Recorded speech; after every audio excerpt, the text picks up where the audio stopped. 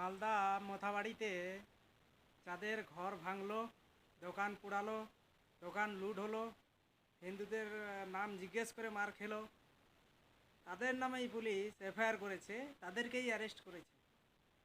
এখানে একজন দাঙ্গাবাজের নাম নেই, আর একজনও দাঙ্গাবাজ অ্যারেস্ট হয়নি, কিন্তু তারা ফেসবুক লাইভ করে হিন্দুদের দোকান বাড়ি দেখে দেখে ভাঙছিল। এটা হচ্ছে পশ্চিমবঙ্গের পুলিশ সিস্টেম। আর পশ্চিমবঙ্গের রাজ্য পুলিশ মন্ত্রী যে, তার নির্দেশে এগুলো হচ্ছে।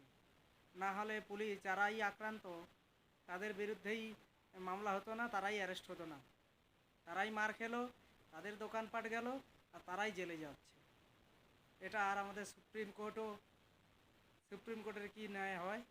সুপ্রিম কোর্ট চাইবো যে সবাই ন্যায় পাক এবং হিন্দুদের রক্ষার স্বার্থে সবাই এক হয়ে যাও। এখনও সময় আছে, তাহলে বাংলাদেশ হতে আমাদের সময় লাগবে না বেশি দিন।